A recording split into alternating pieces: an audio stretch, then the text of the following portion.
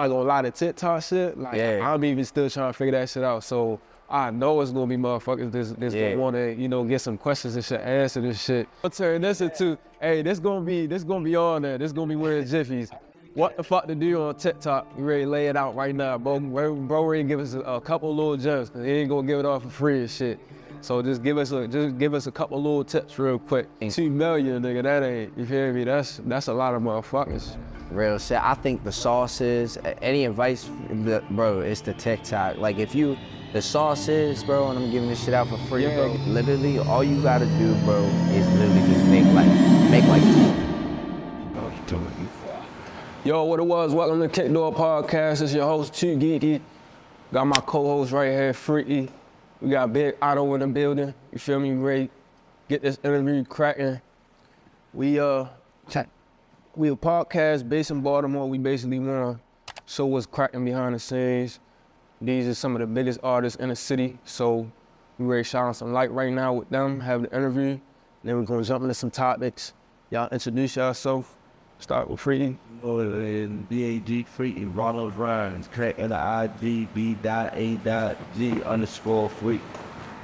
Y'all know the guys, 21 other and there other ones with CEO of Hair Untrue Mafia, Double H Times, the guy.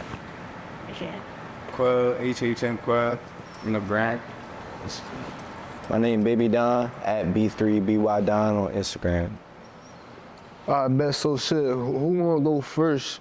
Like who, so you artist, right? Yes, sir. And Otto, you been rapping. Shit. So, as to introduce it all, you feel me? Basically, it's Hair Untrue Mafia, that's my label. Basically, got my artist / clothing designer right here, Quell. Also got artist and its co-CEO, Baby Don for real, aka J Bar. So, yeah, bro, we just been working. Yeah, nah, we been seeing you work, like, I've been seeing you on the blogs and shit. We just saw some blog. I don't know if it was you, but it was y'all in LA and it was some niggas that was tweeting out there, like I thought I saw like some white dude and he was tweeting. That was down, So that was you? That was here, yeah, that was here. That was out here? Yeah, I was in Bel Air for real. There was some white people that saying, nigga, I was drunk as shit that night. For real? So basically, like, I was recording a white lady. Yeah, break that shit down real quick, cause that shit low key went viral like shit. I saw that, I was like, oh, what the fuck? Basically, the white lady was bullying the other white lady. So mind you, me and my other man, we at the car, so I get to record him. Yeah. So I'm like, so once the white lady slapped, that's when I really started recording. Like, yo, slap her back. So the white lady was like, mind your fucking business, motherfucker. Yeah. That's when she started to run up to me. I'm like, yo, chill. The husband came for real and all that other stuff. I'm like, yo, chill. Oh, you're not seeing, bro. And that's when it was all like, that's when she was pulling them back. It was like, nigga. Damn. I'm like, oh yeah, I'm so go hard for this dumb shit. Yeah. The husband got into altercations and shit like that. So. That shit was fucking wild. Yeah. Whole time, bro. Like, wow. So nobody got took down. Nah, it was just lit. Yeah. Like, shit slap for sure. What was y'all on that night? Y'all was like hitting the club, or you did like a performance or some shit? I was basically just, where the fuck was I doing that backshot? I had the club because my sister a bartender. Oh yeah. It's a little African club so where like they was out in the rap. So we was down there, so that was just basically like a let out. After that, mind you, we was just chilling in the car, and that's when that whole situation happened. Yeah. Alright, shit. And then, bro, what did you say your name was again, bro? Baby Don. Baby Don. How long you been making music and shit? I've only been taking it serious for 2 years. I was a YouTuber, and I had 1 million subscribers and shit on YouTube. And then, oh shit. Yeah. Is it still active?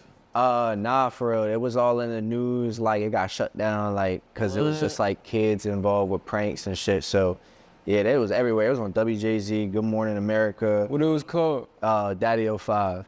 And then yeah, it was crazy, bro. Like I did that since I was 13, so I was like, fuck it. But I always made music. So then I started taking it serious like 2 years ago. So now I'm just transitioning all that fan base and shit into the music, and it's going good for real. Like. That's what it is. You know, like TikTok and all that shit? Yeah, hell yeah. I make like multiple TikToks every day. I'm on that bitch every day. Wait, and you said, okay, so you said that the YouTube is what you had the subscribers and shit on? Yeah. How many you said it was? 1 million. And then, so you basically like working that audience back into the music type shit? We had 3 channels. We had one that was 1 million. We had one that was 400K, and then another one that was at 200K. But all of them got deleted because they was linked to the same joint. So we made another one right now. It's called the Martin Family. So now we're sitting at like 70K. I don't even post on that bitch, just my music shit. But yeah, I be wanting to take the like content shit serious more, but that's what they want. But I'm like, fuck it, I like the music better. That's the wave. You know what's so wild? Like, I used to only, like, a lot of kids and shit, like, niggas used to only want to be fucking rappers and shit, or they want to be, like, CEOs of a business and shit, and, like, going into 23, like, you seeing a whole bunch of different ways you can get to the bag. So I think that's just, like, it's crazy. I want to dive back into that shit a little bit later, but, you got any projects and shit you working on right now? Yeah, I'm about to drop a joint October 11th called Love Me Now, Not When I Die. And it's just like it's like different. It's not even rap, it's all pop music. Like just pop vibes. Like, you got the graphics and all that shit done already? Nah, I don't, not yet. Not yet. Bet. So shit. All right, well, we're gonna post that when we actually drop the cast and shit. Say that. But yeah, that's lit. You got any singles out right now? I just dropped. Like I had just let them know so they can go listen to that right now. I had a little Baby Dog in the building. You heard me. I had a cool like summer run. I started off with a joint called Spider. That went crazy. It was catchy. It was like Ryan through Philly. I feel like I'm ooze. That joint was cool. I dropped a song called Neon with a video. All these got visuals. And then I dropped a joint with him called For Fun. I did that joint. Then I dropped a pop joint called Pictures of You. And that shit went crazy. Then I just dropped another joint with my dad for real called In My Head, literally like 2 days ago. So you said you dropped one with your father? Yeah, my dad made music. For real? Yeah. That's hard. Yeah. That shit was cool. We did like a family video. The filmer, he from here, his name's Shot by Nah. Shout out Shot by Nah. That's shout out Pops. Huh? He rap. Yeah, he was rapping. In the song he was singing for real, but he grew up doing the boom bap shit, like the old school like Eminem, Biggie shit, like, you feel me? But that's where I got it from. So, hell yeah. So You been working for all of that? Yeah, that's wicked. When y'all start the label, I started seeing it pick up like this year, last year, type shit. For real. I started the labels back in 2020 when I first got out of jail.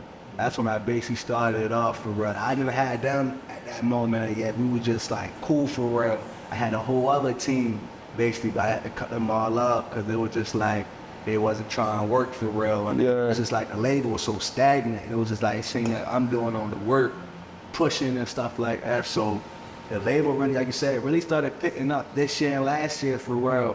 They hopped on about 2022. I started really building my team back up for real, saying who I want to start this with, who I know that can help me take this farther than right here in Baltimore for real. So I done teamed up with.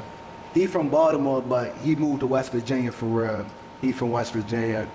So I'm just trying to lock in. I was just locking in with different people at that time, and that's when I met all of them, met multiple people, and that's when we just started building the team. He the only other artist on the label? I had my other artist who's supposed to come in, Yana. Cut that. He was supposed to come in for real, but he got some stuff that's happening and stuff. But that's my other artist for real. Quill, where he started rapping soon, so he's ready to be on the team. But right now he is looking for like another artist to like help push them too. But right now that's what we're doing with Yana. We helping them, pushing them up for at the same time trying to push up each other up. So shit, yeah, y'all heard that shit. Tap in with the bro if you want. If you got talent, come get signed and shit. But shit, that's wicked. I love to see that shit too because niggas got bossed up and be, you feel me, in the driver's seat and shit. So the fact that you started your own label, that's fire. That's wicked. A lot of niggas don't think they do that type shit. That's boss shit. You don't see it. It ain't nobody else for real. You know what I'm saying? I'm trying to build the label to where it's like, all right, even if we wanna think about staying independent or even going to a label, it's not no, all right, we gotta go to A&R, get a percentage, try and push it. Nah, we as a whole label coming in together. Straight to the label, like, man, let's work, you feel me? So that's what we just building our brand right now, hustling. That's hard. How you find, bro? Shit, I locked in with bro. Like, it was crazy through Instagram. Like, it was. Yeah, man, that's how we get make connections and shit. All the time. One of my mans went to school with him, like, back in the gym, reposted him. So I just clicked on your page, and then it was just like, it was a whole lot of hate. It was just like, hating, you feel me? Like, oh, white boy rap, and this, that. I'm like, yo, this nigga hard as a bitch. Y'all not even listening to what you're saying for real, you feel me? So I'm in the comments like, and then like, it's other white people hating on him. I'm like, y'all the fuck, y'all hating on your own kind, y'all a geek. So that's when yo shot me up from hello for real. Yeah, shit. A couple months later, I'm in Miami with my other people. This whole time he's in Miami too. I think this is when Mayweather was fighting, is it Jake Paul? Logan Paul. Yeah. We was ready to go watch that for. So I'm down in Miami. I'm walking down the, the boardwalk and shit like that. Yeah, just out there, yeah. Sunset Yeah, yeah. We walking out of here, nigga, screaming like that. Oh no. Yeah. I'm thinking some bitches out there. It was this nigga, he was doing his vlog for real, you feel me? That's when we first really like locked in type shit. It was like, hey, we gotta do some music. So that's when bro was like, yeah, my pinkies be out Baltimore. Let's record for real, you feel me? So like a month or two later, he'll come to Baltimore. We finally really locked in, started making music, and ever since then, you go on from that. Man, locked in type shit. That was hard. So, Shit.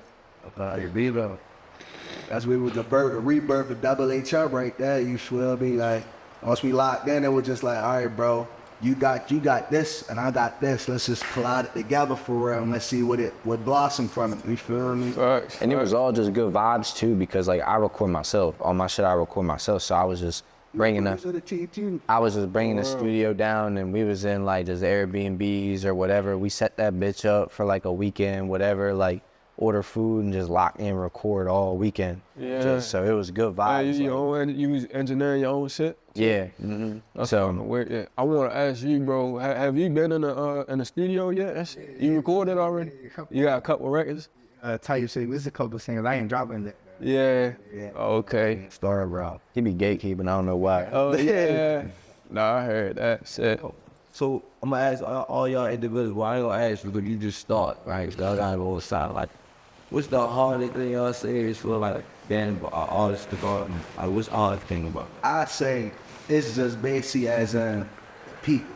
Also like fans. People really be fans, but they're not going to come support you until they see 10 people support you. They see 20 people support you. So they can have the green light that says, yeah, yo, I'm fucking with y'all until you blow. I feel that's the only thing. And it also promoters, you feel me? That's one big thing I just dislike with Baltimore, because it's like, y'all can get all these other people from other towns and stuff like that. Y'all filling their pockets up. But y'all not trying to come like these artists is here so we can get turned up all together for real. Absolutely. That's the only thing it's so hard in Baltimore for real, because there's so many great artists, but then it gets overshadowed by, let's say, 4 artists that's already at the top for real, that people already addicted, you feel me? So that'd be the just getting nobody else no shine. No, at all. I feel like that's a bigger thing too, like as far as getting motherfuckers to rock with an artist. Like they basically want to see other motherfuckers saying like, yeah, you heard of yo, or like, or these niggas fucking with him. So it's like, okay, now that give me, you feel me? That give me the green light to say, okay, yeah, I fuck with this artist too. Like one of them that I've been seeing is Lil Tyler. Before I even heard any of bro's music, niggas was like on his shit, and I was wondering like, when the fuck this shit? Like I feel like that's a common thing. And then shit, bro, I want to jump back into the TikTok shit that you was talking about. Yeah. So like, did y'all have like a rollout plan basically of how you wanted to use that audience that you had built and then funnel into the music? Yeah, so most of my biggest TikToks are literally just with my song behind it, and then it's just like a TikTok basically saying like, POV, you the kid from Daddy 05, like you the kid from this channel, like, and it's just simple dumb shit. And like I just had a TikTok that hit like 2 million with my sound.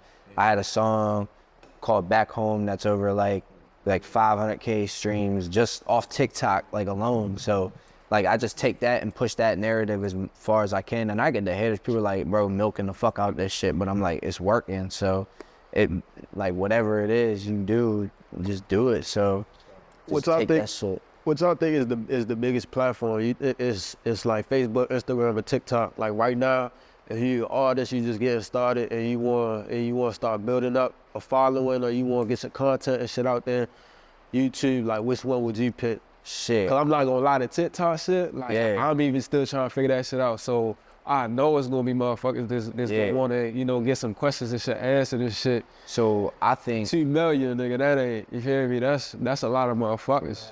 real shit. I think the sauces, any advice, bro, it's the TikTok. Like if you, the sauces, bro, and I'm giving this shit out for free, bro. Give us the sauce. Hold on, see, we gonna turn this into, hey, this gonna be on there. This gonna be wearing Jiffies. What the fuck to do on TikTok? You ready to lay it out right now, bro. Bro ready to give us a couple little gems, cause he ain't gonna give it all for free and shit. So just give us a couple little tips real quick. Literally, all you gotta do, bro, is literally just make like 20 videos to the same sound, put them all in your draft. Scroll on your FYP, look at like just dumb shit that's trending and put like POV, you found your new favorite song, POV this, or I didn't know that this person could rap like this, or just dumbass shit. You post 20, one gonna hit. It don't matter whether it's 5K, 10K, 20K, that's 5K new people that now just heard your song. And overall, 20 videos to that song, let's say you get 1,000 views on each video, that's 20,000 people that seen your song, that listened to it. So that makes the streams boost the fuck up. And then you stay consistent. That's what TikTok rewards, is consistency and volume. So those are the 2 biggest things for the TikTok. You do that shit, bro, you're gonna pop up on everybody's For You page, and use hashtags, because that shit really does work. Like FYP, new music, trending, viral, all that shit. It pushes you into an algorithm. Like that's exactly what happened to me. So that's the sauce. That's all I do, bro. You would see him right now. He'll put the phone right now, make 330 TikToks real quick. And I'll say one location right saying it, then he'll just drop me. You just, I be scrolling my FYP, I just be seeing yo like, it just floods, like that used to be flood. Like people not do just flood, and then you gotta believe in your music. That's what people like. People will see like, oh, I only got 300 views on that. You feel me? And I'm gonna scrap it. Times that bitch times 10. You feel me? Content. I know a lot of motherfuckers' eyes just open up and shit, watching this motherfucking shit. But hey, look, this the KickDoor podcast. We in Baltimore, you feel me? So we want to make sure that we keep the conversation around the city so that our audience, you feel me, they get a chance, especially if you an artist or even if you like an entrepreneur, all that shit. You feel me? We dropping shit so, you know, niggas could take that shit up. And I've been watching y'all and shit. Y'all moving. And what do you think is like? What do you think it'll take? First of all, what's the next level for you? You feel me? For both of y'all, what's like the next level as far as an artist, and what you think is even lacking, or what you think it'll take for you to get there? I say to start it off, I say the next level for real is really just built. You know, like the brand is already there, but now it's to sustain the brand, make the brand something really way bigger than what it is for real. Like I was telling them, like I'm looking kind of past Baltimore now, you feel me? I'm looking into the demographics of all kinds globally for real. Yeah, I really trying to get you for real. And also just to put the brand to where it's like, all right, it's Head Honcho Mafia, but you see kids wearing shirts, you see the brand everywhere. We in different venues, different business people, you feel me? Because like I was telling him, the music is always gonna be here, you feel me? Like I was telling him, like 1 million streams is only $2,000, you feel me? That's where you only get 1 million streams, you feel me?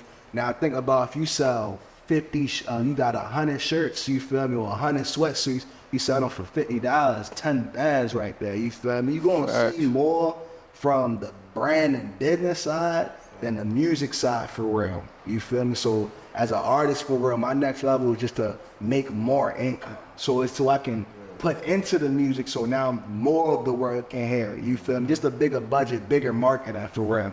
Tight shit. That's my slide. Nah, that's key. That's a fact. The branding is key. Shit. So what's next for y'all? Are y'all doing like shows and shit? Tours, that's what's really next. Tours and then kicking off the tour. That's our. We start a 5-city tour starting in West Virginia on September 23rd in Charleston, West Virginia. So Cause like, so even like, that's what I was gonna say behind him too, is like, just looking past Baltimore and shit, is like, I feel like if I was to have a show here, it's like, I mean, I know like some people will come, whatever, but we did a show back in like March in West Virginia, and just because the scene and the people, the type of kids that like was fucking with the music, like it was just like, we sold it out, like it was crazy, like I got a little recap, like it was jumping, like they was coming to have fun and shit. Yeah, bro, like motherfuckers was raging, like. So now we just looking, we like, okay, we want to target that. Those are the people that, you know, are loyal as fuck. They like, yo, we fuck with you. You got good ass music. We want to come, just turn up, have a good time. Nobody's too prideful. Like, we show real love. Like, we was in a crowd jumping with them. Like, you feel me? So that shit was hard. But yeah, we got tour coming up, and it's like, it's a little mini tour, like 5 cities. And then after that, we're gonna do another one for the spring and just keep booking shows, and keep dropping music. Right down for all artists too.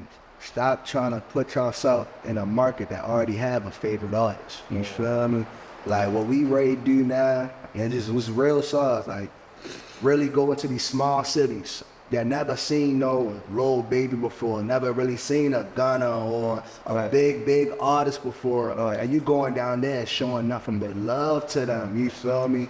We got, now I'm trying, like, you popping up with our clothing brand, we doing the show here, y'all like, hey, who's these people, you feel me? We coming back consistently, working with promoters down there to show love. That's how you really build a strong fan base, because like, oh yeah, I seen him in my town before. Yeah. I seen him, oh yeah, you ain't grab his money. And also too, when you in a big ass city like Baltimore, Atlanta, LA, there's a million motherfuckers that are trying to do the same thing as you.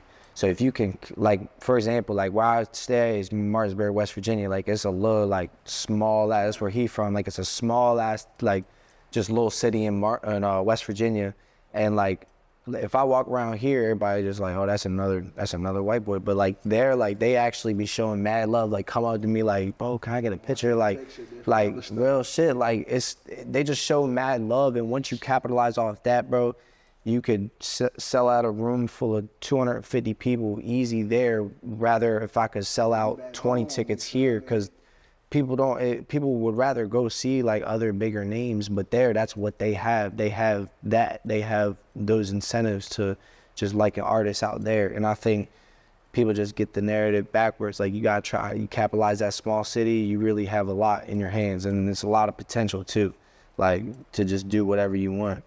So, hey man, we gonna call this whole last 10 minutes keys. This shit gonna be the keys, I swear to God. I always say, like, it's crazy how a local artist can't sell out in Baltimore, but somebody that ain't from Baltimore can sell out. Like, yeah, but somebody from Baltimore go to North Carolina and sell out. You know what I'm saying? Like, real shit. The people outside the city always support people from there more than people from there support me. Yeah, that's a fact. So shit, we been over the rap and everything, but now I want to just dive in and just let us really know like who you is, where you from exactly, like what was your you don't have to go into your childhood and shit, but like what was your come up like, basically getting here? Even one of y'all can start.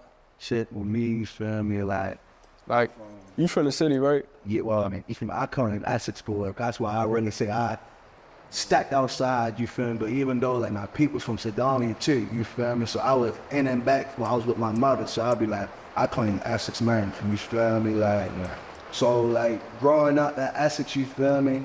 It was cool. It was cool. It's still the same problems that we face today, you feel me? But it was cool. I was near the Section 8 houses near Punjab Circuit for real. Yeah, it still get wicked out there.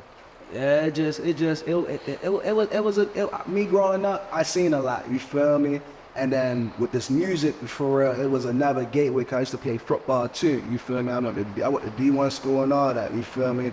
But music was always just an outlet, and I always used to dream, I used to see Chief Keef for real when I was younger. Go on stage with millions of people, you feel me? So I'd be in the shower, bumping Chief Keef, just imagine me, I'm in front of the stage with millions of people for real. And then like, back then it was either I would fight to get my anger out or I write it, you feel me? So that's how I really started to write music back when I was like 13 years old, 12 years old for real. But I didn't take it serious until I graduated out of high school. Because back then, everybody used to be like, yo, how do you being a rapper? Follow me for real. But back then, it wasn't all how all these rappers is. It was like you got the Lil Wayne, you had 2 Chainz, 2 Chainz, Lil Gucci.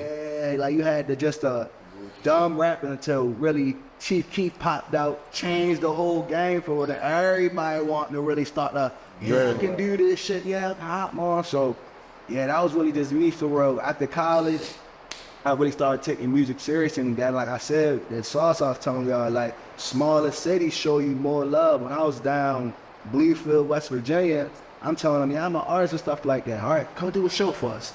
Come do this. Oh, let's play your music right here. Then when I transferred, went to Frostburg up there further far, in jail for Frostburg too, about it. But when I was in Frostburg for real, like I was opening up for Megan Thee Stallion. You feel me? Yeah. College, you feel me? It's a whole. I still got the clip. I'm throwing bread, everybody running in the crowd. Like it was lit for real. That's when I really seen like smaller cities really show you more love once you really dive into the community and really show them love for real. So that's really just my upcoming with the music stuff. And then I still Hey Honcho Mafia as partner with one of my mans for real. I don't want to say their names for it because fuck them too, man. But that I was with them, and then I was doing business and stuff like that, trying to get pitched out. I had a publicist at that time trying to pitch me out to Epic Records and different other stuff, but then Lily just went to jail, fumbled the bag, so I tell kids to stay out of jail. How old was it when you got booked? I was 19. God. I was 19. 19. I was like, I felt like I was probably hyped as I was just had 92Q song on the radio. Before TikTok, it was it Musically or something like that. What was the song? It was Jug. It was called Jug. I had to dance to it, everything. I'm talking about Frostburg, everybody. I'm talking about I had submissions. I had a twerk contest. P reposted. That's what really got my song banging. Nigga from QCP, he reposted my Act Up challenge remix. Everybody started hopping on it and shit like that. So it was right then I went to jail for us. When I got out, it was just like, all right, I'm starting back from the bottom again. Had to build this shit back up for real. Can you talk about why you got booked? Basically, you don't have to get into it if you don't want to, but they gonna wanna know. I had an armed robbery in a dorm room. Not at Frostburg. Yeah, Frostburg. Hey, fuck Frostburg, though. Fuck Frostburg. Armed robbery. They gave me a gun charge. They also, there's like two assaults, 2 first-degree assaults, 2 second-degree assaults. And then they took over, they was breaking and entering, but the nigga opened the door. So that was an indictment?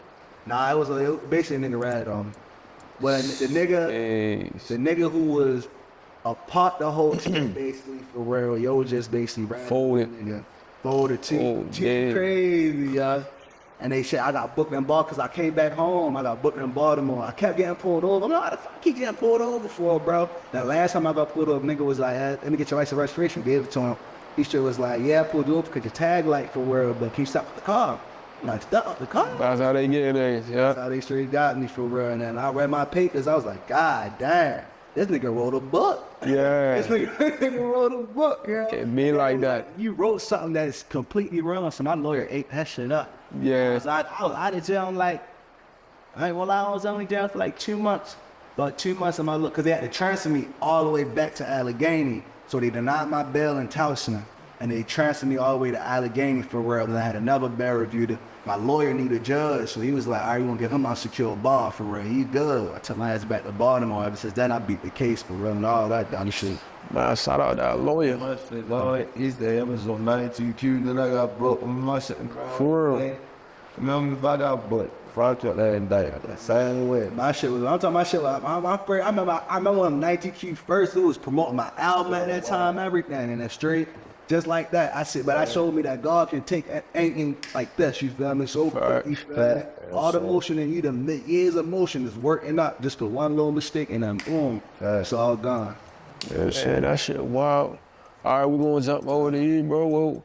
I'm from Lansdowne, and then I lived there for like 8 years, and I would bounce back from like actually where he lived, where he's from is Essex. I used to bounce back from Lansdowne to Essex. That's where I really grew up. Then we started the YouTube shit in Baltimore. I was living in Lansdowne. Then once that shit took off, like hella bread was coming in. So mom and dad was like, fuck that, like we getting the fuck out of here. Like boom, so we did. We moved to Frederick, and from Frederick, that's when we moved to West B. It's literally just country. Like we just live in a cool ass crib, like whatever. Type shit. Dive in a little bit deeper to when you was young and shit. What was it like growing up in Lansdowne and shit? And your father, was he still making music back then? Yeah, he was. So my dad now is actually my stepdad. So growing up all the way up till I was like probably like 11 or 12, I didn't have a dad. Like my real pops was on drugs and shit, just doing a bunch of shit. So my mom was like the breadwinner. She was bringing home, working 3 jobs. Like she was like taking care, like shit was always there. I think growing up the most was like just going through, like I was a very quiet kid. I didn't really talk much. I just kind of like minded my business, play sports, stay out the way.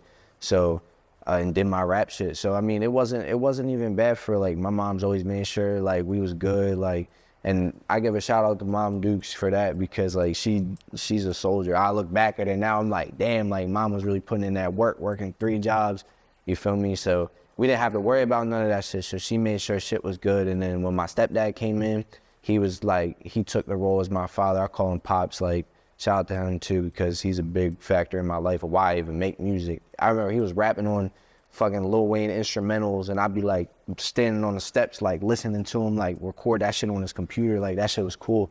And so it was like, fuck it, I want to do that shit. But then, yeah, so then he used to make skits and all that shit and just like little YouTube videos. He used to post them on YouTube, and he never like made them public. But then one day I came to him and was like, yo, let's do a prank. And then we did this certain prank on my stepbrother. That shit. How old was you when y'all? I was like, I started when we was 13, so I was young. Yeah, so back when. Yeah, so we did a prank where like we swapped out like a broken Xbox with a like a real Xbox. Like we put the broken Xbox there, but the real Xbox was like to the side. And then my dad came in. He was like, my stepbrother was bad in school, so he came home. He's like, oh, it's perfect. So he took it and just fucking like smashed it and was like, you bad in school, blah blah blah. Broke the shit. And he ain't know about that shit. He just walked in like he thought that was his shit. Yeah, literally. Like he walked in, was freaking out, like.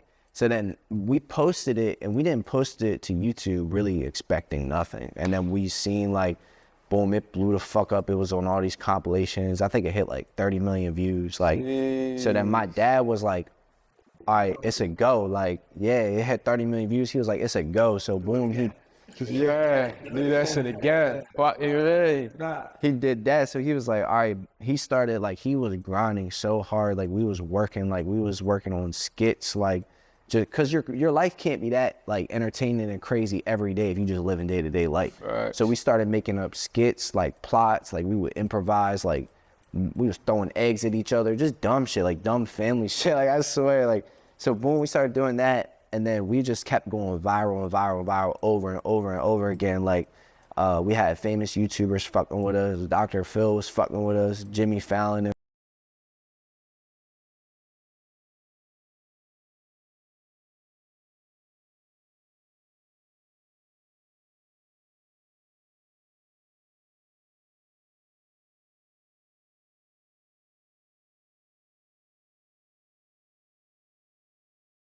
To it, because there was yelling and screaming, but you know what I'm saying, I grew up with my mom fucking yelling at me for real, like, you feel me, like she would get in my ass about certain shit, and this shit was fake. So the internet just kind of, that's when like cancel culture really started.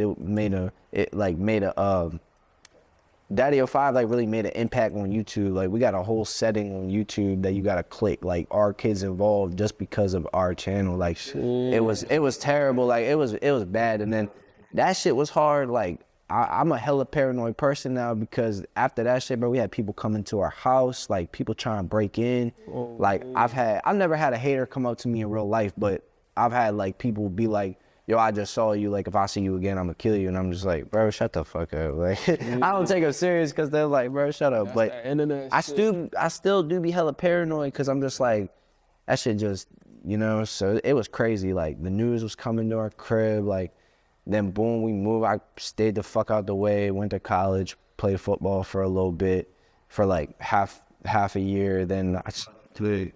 Well, you said what position? I played slot receiver and linebacker. So I was pretty cool in high school. Then after that, I went to college and I dropped out, started taking the rap shit serious. And I was like, I want to do this. I started perfecting my craft, recording every day. I had like 400 songs just in the vault, didn't drop none of them. Then I started fresh. Then I started fucking with Otto and was like, need to take this shit serious, like for real, for real.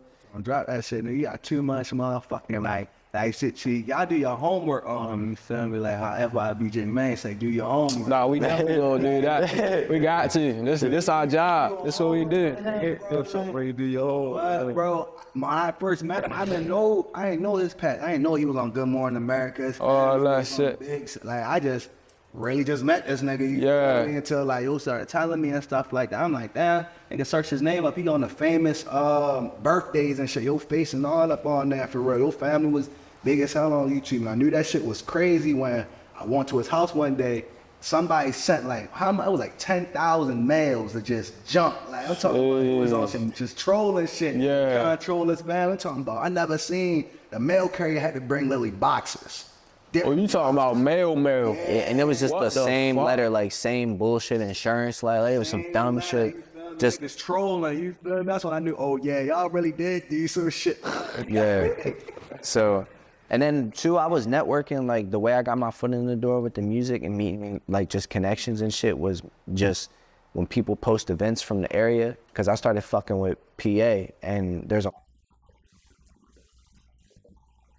Lil Skies personally, he be going to a studio to the joint. So I ended up meeting him for real. I ended up getting cool with his engineer, his people. We all locked in. I was around him, seeing how he did shit, did videos, all that. Locked in with him. He was supposed to take off like crazy. Yeah. So, and Blue skies, yeah, he a lot of people be saying, see, in my eyes, like I don't be thinking he fell off just because I know about all the shit he got in the tuck, like, and his connections, but to the media, like, he kind of fell off. But I mean, even so, like, he a cool person, like, he a good vibe, his peoples are cool. I be working with them and then just networking, like, boom, boom, boom. And so now I be fucking with them and they be reposting my shit and fucking with my shit. So just really just started a network. I ain't even start dropping music consistently serious till literally this past summer. Like, that's it. That's hard. Shit, well, I'm gonna ask you one more question, then we're gonna take a break, cause it's getting hot in this motherfucker. So we gonna crank that AC and shit. My boy's sweating, I'm ready to get to sweating. Shit. The content creation and then the music, like, did you jump into the music just because you love the music and shit, or are you like on the fence in between both? Like, why would you rather be an artist versus a content creator? Because I really just genuinely love the music. I don't do the music really for any other reason than I love it. I've done it since I was 14. I grew up around it. It's like, it's how I cope. Like, it's how I like talk about shit without really saying it. So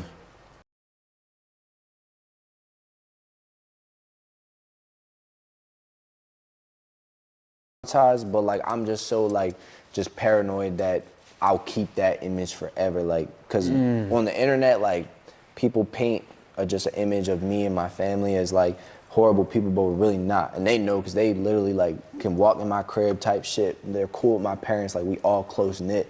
So they paint this evil image when it's not really that. So I just get hella paranoid that it might like fuck it up later down the road with my music shit. But I know regardless they gonna know. But I mean, I just do the music because I love it. I just love it. And if I'm gonna do it, I might as well be all in and just fool with this. That's real. Path ahead.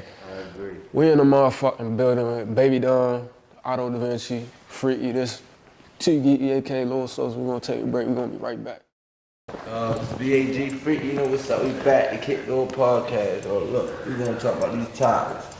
First topic we got is this nigga, how you say his name? Bitler Yitten Snip. Yeah, the nigga that made up the Yo, what's up with y'all? Yo, like, Everybody think niggas talk like that around he here. got the whole world, every talk like that. Niggas don't understand how badly that shit irritates me. Yeah, I've been nigga, If you're not from the city and then you don't travel and go to other places, bro, motherfuckers. At first it was just say two, yeah. Say hot dog, bro. They do it to his ass in West Beach. They be doing that shit sometimes. They be doing that shit with a degree. I'm like, what the fuck? I don't know that shit you talking about. That shit is not bad. I mean, I fuck with your emotion and everything you got going on for real, you feel me? Because you definitely, regardless, He going viral. negative or bad, you putting a light onto the city, you feel me? But that shit be annoying, bro, cause that shit viral everywhere, bro. It's all Y'all now. niggas think we really talk like that, yo. And I be like, fuck no, my nigga. What's y'all think, yo? Would you? That shit What you think, yo? Shit, I mean, I think, like I said, like he said, he capturing a viral moment right now. So that's cool. I just, not everybody, it's not that bad, bro. This shit was funny like 2 over-exaggerating years it. ago. 2 years ago, this shit was kind of funny. I thought that shit was going back when it first came out, everybody, but nah, niggas ran with Nah, that niggas shit. took off with that shit. Dictionary. Now TikTok. Talk now. Dictionary for that shit. They can tell you what every word. Wait, they really have a dictionary for that shit? Yeah, he sell it, bro. He selling, he getting that back. About niggas. I'm gonna pull up the screenshot of it. They got Oh, we got you. Oh, that's just the fucking worst. Niggas getting paid though. Niggas bought it. You see reviews, they be like, this book changed my life. Oh my God. They beaming the fuck out of it. Bro, it's crazy. For everybody in the city, well, for everybody outside the city, we do not talk like that. Please stop playing us like that. Don't talk like that. Because at first only it'd be the cute, snip. it'd be cool for real, but then like when they be ODing it, like I be like, bro, I don't know what the fuck you're talking about, my nigga. Shit, tweet. At all, bro. But shout out to Big Lick Tingly Boogity. Shout out, bro. So look, the next one though, yo, niggas had taking them down in Houston. Y'all ain't seen that? Them niggas Oh, was yeah, shouting pouring them like, bottles and bottle shit. party, like, Bottle war. what you think that did for the city? Like, you think he just made us look like even more shiners? Like, they been holding us low. So you think he just brought some more energy in? I feel like for that, for real, it's like it's a flip of a coin. There's a good side and then there's a bad side to Yeah. it, bro. The good side to it is like you said, the city is like, oh, like, who is these people? You feel me? Like they doing something.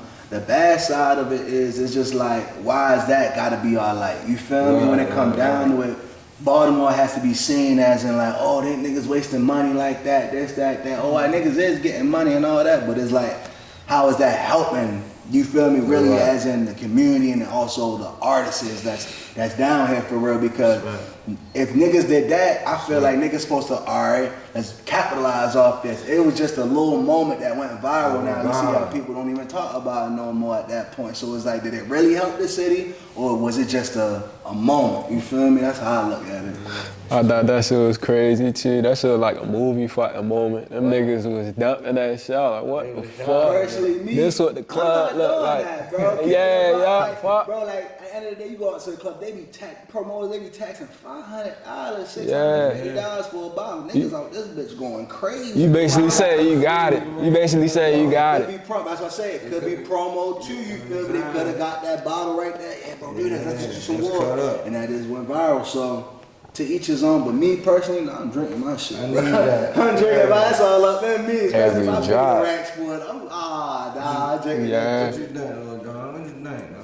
You pouring some shit? You in the club? Fuck no, You got it I'm bad? drinking that whole shit. I paid $600 for a bottle. I'm drinking that whole shit. But I mean, shit, bro. That's his decision. He gave money.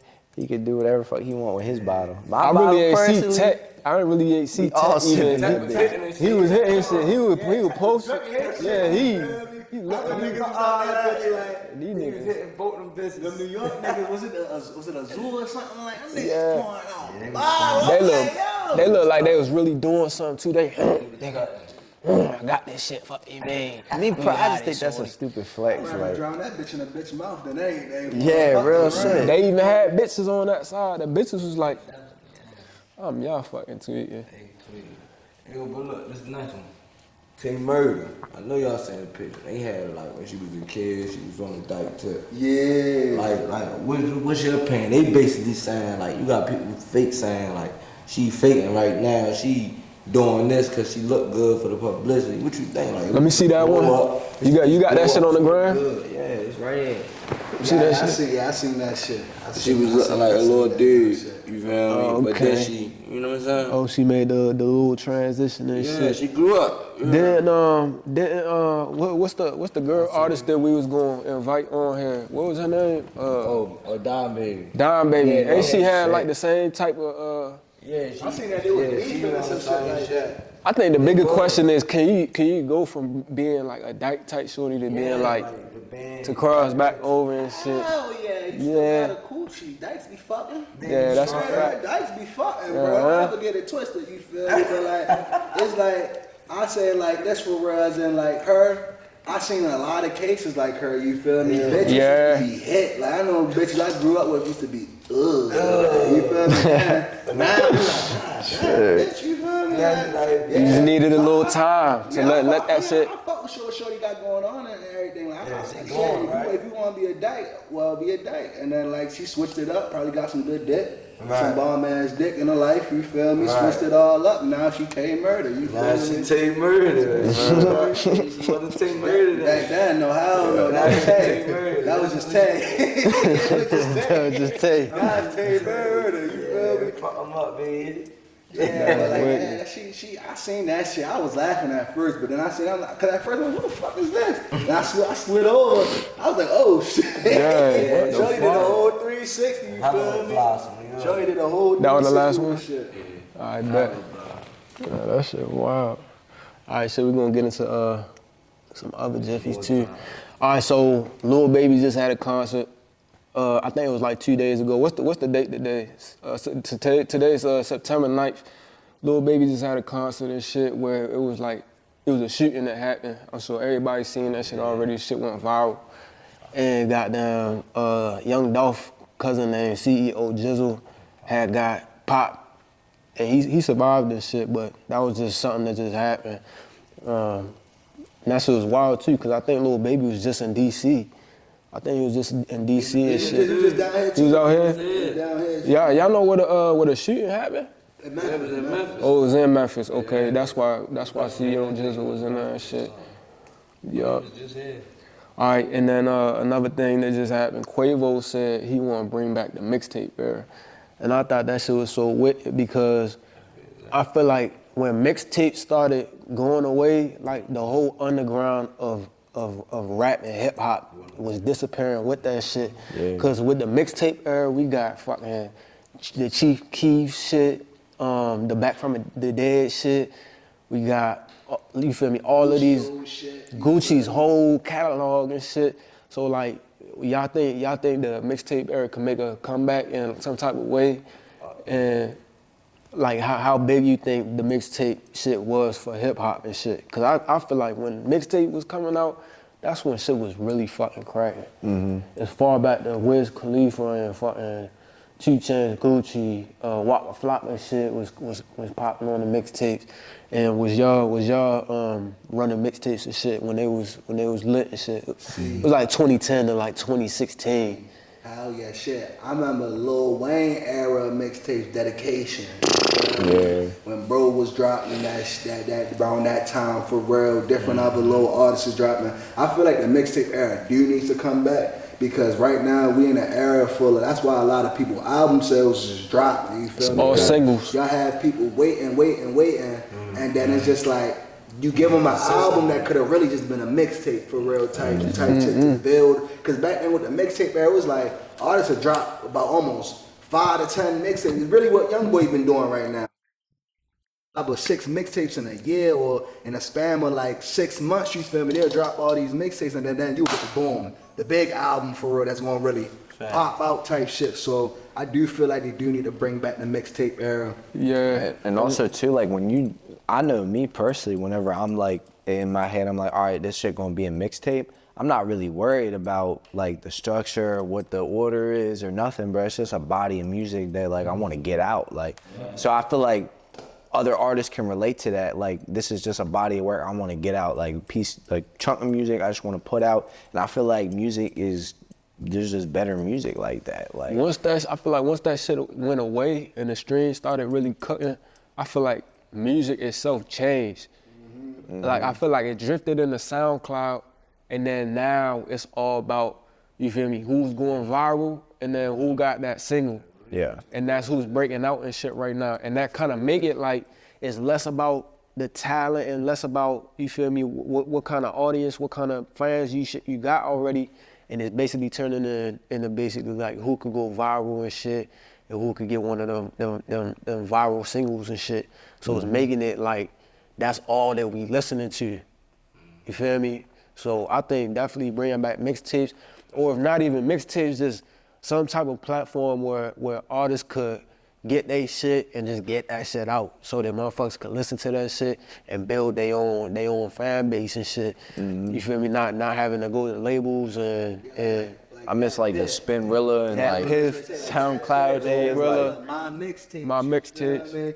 We need to bring them back to the culture, Facts. really, and push that again. You feel me? Because like I said, at the end of the day, all these artists is trying to drop singles and albums only. You feel me? And then it'll be like what discourages a lot of people. They'll drop an album, but it won't. It'll probably get the same thing with a mixtape would have did. You feel me? An album back then it used to be when you drop an album, this way be one of them ones for real. Like, yeah. Fucking with y'all with a Grammy. Basically, but now it's so, the music industry is just so deteriorated now. It's so oversaturated. Niggas' attention span is people just shot. after 2-3 days, bro. People ain't listening to it. They want some new shit now. They want some more shit. Social media. You feel me? That's why I feel like the mixtape era should come back. Cause then if it's just artists dropping, just work, and then it's like, all right, you got that. And then here's the album, the final of all these mixtapes. You feel me? Now you got the album for real type. I feel like the mixtape. I feel like you could build a stronger fan base like that. Like, you know, and like all these artists, like they'll jump right into the game, just start dropping fucking albums. Like nobody wants to sit there and listen to a goddamn 30-song album if you just starting out. You feel me? So just start with the singles, the mixtapes. I definitely think that they should bring the mixtape shit back, because I just feel like we'll get better music from these artists and just more music. To be honest, it's what the fans want, better and more music. Shit, like if you from Baltimore, or you see another artist from Baltimore and he hard, share his shit. Real shit. Yeah, KickDoor podcast. We trying to start. You know what they should bring back? Our artist hard. Share his shit. He from Baltimore. You know what they should bring back? That was back in the day. Remember Baltimore was booming? Well, with Fortune booming and shit like that. Baltimore booming. You talking about You know what, that type mixtape era. yeah, where DJs putting the best shit on they shit. On their shit, bro. So it's like, all right, now all of them, cause if you think about it for real, That's bro, why I was getting my shit. all The them DJs and shit. all them artists from back then, you feel me? Check Baltimore booming. See where they was then, and then see where they is now. You feel me? A lot of them artists like Tech was on there, Scooter, Lil Stacks. Tickle Bang, Stacks, President Davo. like these is like, we need to bring that era back of music. So it's like, throw that, and then now there's so many harder artists and so many new people. We need to bring that back, like to have the city another booming tape or something like that, so motherfuckers can really see. Like, cause I know the new generation now, they never get to experience the Baltimore booming wave or niggas doing that shit back then. It's just right, like you said, everything social media. TikTok. Niggas will see something trend like that one. What's that one thing from Baltimore that was going crazy? It was a one song. It was all over everywhere. As you steal it, Oh yeah. You dumb, stupid, retard. Bro, you don't know bro name. I don't know bro name Nope, like that, but that shit was viral. He was on Casa Knock, matter of fact. At every club in the city right now. Type shit. You feel me? We just need to. Now think about if we was to put him on a platform. All right, bro, we got your song right here, and then we got another hard ass song like Tech that one song he got right now that's buzzing on TikTok. We start putting artists like that for a mixtape. Had the DJs push that out, and the only thing it's gonna do is uplift the city for real, bro. Yeah. And put niggas on. They not Everybody wanna be on that In motherfucker. the mix of that. are the ones that they are in, that they like. And that's where they gonna be like, oh, what's your catalog of music? You feel me? That's how we just helping each other. All us artists need to start helping each other. Man, that shit was so fucking heavy. DJ. That shit was, niggas needed fucking DJ and shit. The DJs putting out their mixtapes with all the hardest records and shit on there. That shit just made it easy for you to find the most banging records and shit. like shit you ain't never fucking heard of and shit. And that shit's hard. It's hard now. Not no bigger artists or nothing like that, but like everything is so repetitive. You feel me? Like it's to all right. We got the Scholar, we got the Tech, we got the Roddies. You feel me? We got.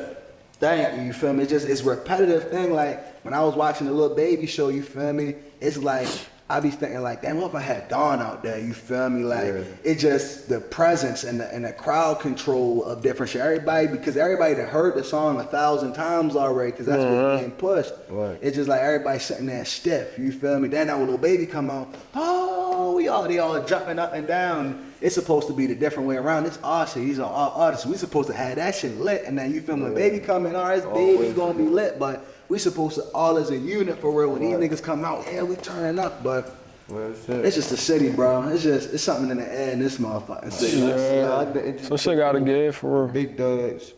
To sit down and be big dogs and make that shit happen. Real shit though. That's all it can't really come together for real. And then niggas like I said, Atlanta showed everybody the sauce. You feel me? Then Detroit came and took it. They took the sauce from them. Now Memphis doing this shit. Work together. Now y'all coming up. All them getting Gorilla, Moneybag Yo, fucking Gotti, all them niggas, bro. They all getting the bag, bro. Baltimore was to sit down and be like, look, bro. This the person that got his foot in the door right now. You feel me? Now let's build something around here and just keep building artists up. Now Baltimore will be one of them. Memphis's, LA's, fucking Detroit. Once one nigga gets signed, he hot, he keep it going, bump. Another nigga gets signed, he hot, he keep it. Now all labels looking for the next hot Baltimore nigga. It's the same thing Gucci did. Every city did. Gucci had a mixtape with all the hardest artists that came out of Atlanta, Future, Young Dolph from Memphis and shit, boy.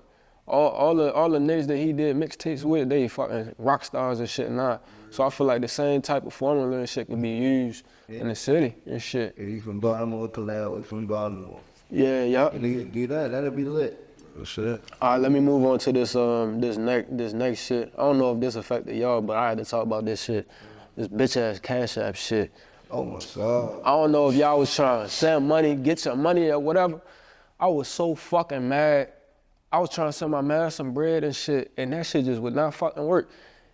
I don't know if that shit.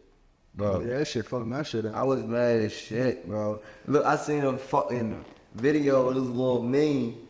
It said how I was when Cash App cut off in the store, my card was locked. That's exactly how I was in that bitch. Man, this shit trying to lock my card. Couldn't even swipe my shit. That shit's sick. It go to show you though that like niggas, we all got our bread and like this shit like digital and shit.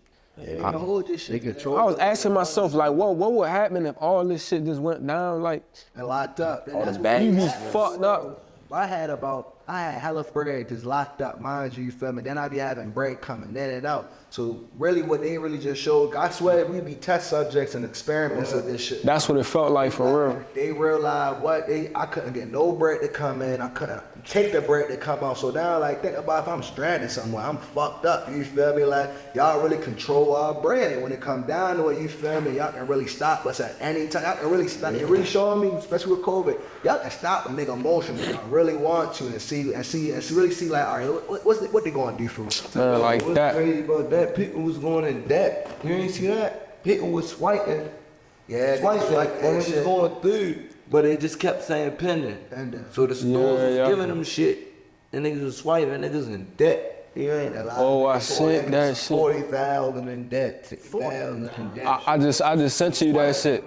I just sent you that shit. It was called the Cash App glitch, and niggas was running that shit. Everybody telling me, boy, that swipe that bitch is good. This nigga down 40 bands. Down 50. No, nobody want Fucked up. This got freeze out, man. All right, shit. Let me there's this little nigga the little dude from Massachusetts died from eating the Pacquiao chip challenge and shit. The hot chip shit. He died. Yeah, I think it wasn't one. I think he ate like 14 of them bitches and he died. Yeah, we gonna post that shit. Fuck. But I'm saying, Damn, I that shit was, not funny, but like, this shit kinda, this shit kinda fucked up. Whoever he was with, he was cruddy. they not your Like, they mans, don't bro. like y'all. No It was never cap. your mans. Nah, no. Nigga like they'll eat 14 chips, bro. That shit wild. 14 hot chips. You They know was saying one they was got the hot. same ingredients in 14, that shit as pepper spray. I ain't seen a nigga on TikTok get through one yet. Nah, On 14? yeah. They in the hood paying niggas to eat that shit and like getting their laugh and shit. Trying to be famous. That's what's wrong with our society nowadays, bro. Niggas want to be famous too much. Niggas want to go viral so quick, you feel me? Not put in the work, but like, come on, bro. Let's be smart. Yeah, man. 14 of them bitches. That shit changing everything. Yeah, bro. You know, peer pressure, bro. bitch. Yeah, bro, you can do it. Got the camera right in their face. Yeah, bro, do that shit. Yeah, come on, bro. You can do it. Now the nigga seizuring out and shit. Yeah, fucked yup. up. Like, damn, bro. Chips for you to die off the chip. That's what I heard is they got the same ingredients as pepper spray in that shit. Oh, you stupid. So they tweet it, trying to eat that shit. It was the fuck. Like, niggas be fucked up off ones, bro. I don't know if you seen the challenge. Niggas Real be shit. fucked I up ain't one of them off bitches ones. before. I'm not doing that shit again, bro. Yeah, That's like nah. eating Challenge gallons of of milk. Niggas be like, where the milk? Fuck, you gonna do what? I know your body can't take all that shit. Nah, 14. he trying to breathe and And he shit. probably That trying to shit. chew them all on some And then the dumbass probably touched his face. Yup, all that all shit. that. Now you fuck. Now you fuck. I just thought that was a wild situation. Murder or something. Some dumbass shit like that. They baited your ass. And then shit, this last little topic. I'm pretty sure all y'all know 1090 Jake. He's the dude that like pulls up paperwork on motherfuckers for ratting out and shit like that. And now there's some shit out about 1090 Jake that he had wrote a grievance while he was locked up. But it was something that they said about the shooting. So I want to ask y'all, shit, is it snitching to write a fucking grievance like he did? Because he trying to defend himself saying he not a snitch because he's the snitch king and shit. You feel me? Everybody, and airing everybody out and shit. So what y'all think? Like, I'd say is it the same? Is it the same as you fucking a CI or you testifying against a motherfucker or you even just give a statement and shit? Is it the same thing? I would say, because I heard about it too. And basically from what I heard, the way he was saying was he was trying to say himself on some self-defense shit. So, all I'm going to say is like how Brick Baby said, if a nigga saying yo a rap, then, this is my man, but Gucci read it. It's the same thing. Because Gucci Why you had say that? self-defense. Oh, in his case and shit. You get what I'm saying? They So he wrote so that basically he as wrote self-defense type as a shit. statement So he ain't saying- catch another charge. why he did what he did. You get what I'm saying? So, like Brick Baby said, if niggas saying yo told, nah, niggas ain't saying yo told. Same situation. When it come down to that, I say it all really depends. You feel me? Like what the situation is now. If you talking to any law enforcement and you give, even if it's information of yourself, Right. you a rat. Like you snitching, bro. You feel me? Like at the end of the day, if niggas wanna look Make at it simple.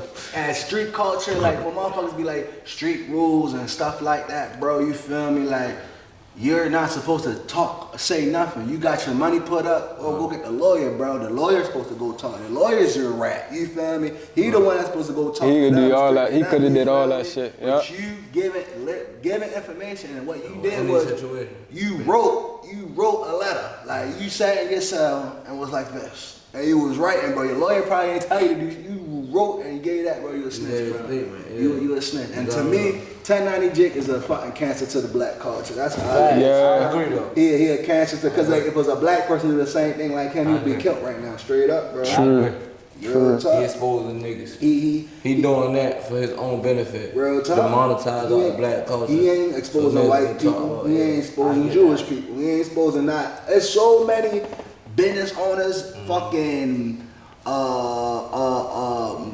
corporate label people that rap every day. Why ain't 1090 Jake not saying nothing about that? You feel me? Why I gotta be the rapper, the black culture, or a black entrepreneur? Why you gotta dig into their stuff and then you getting monetized from it? You feel me? And then we sit here as a black culture and be like, oh yeah, turn on EJ, you really exposing the whole time. You feel me? Yeah. Whole time you really starting more different stuff. You feel me? He's the type of person that hides his hand for, bro. Making us tear down our culture. And that's why he's trying to, like, regardless of the fact, because he's probably doing that because he's the biggest, right? You know what he done done.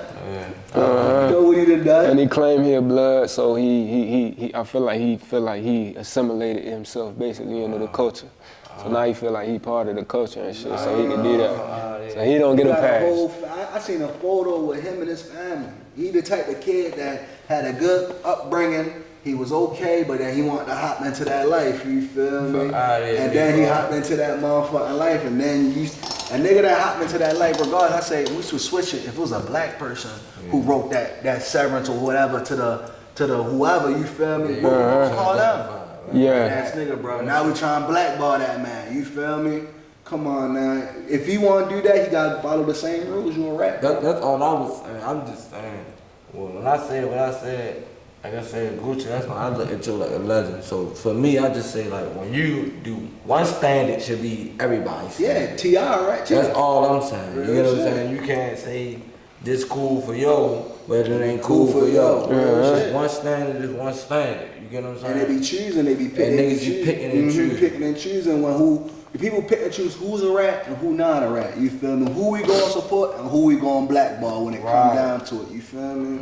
Real shit. Man, hey, this has been a real motherfucking conversation. We in Baltimore City right now. This has been the KickDoor podcast. My name is Tugeek, aka Lil Sosa. We ready to get up out of here. Y'all go ahead, give them y'all info, anything else you want to drop and shit. We gonna end this motherfucker. BAD free, ball and grind, you know what it is, B.A.3_free. You feel me? It's your boy Otto Vinci. That's at OTTODAVINCI on all platforms. You feel me? I got an album coming out probably next month or in the next 2 months. I'm about to drop a couple. I got a lot of videos in the vault called False Prophets.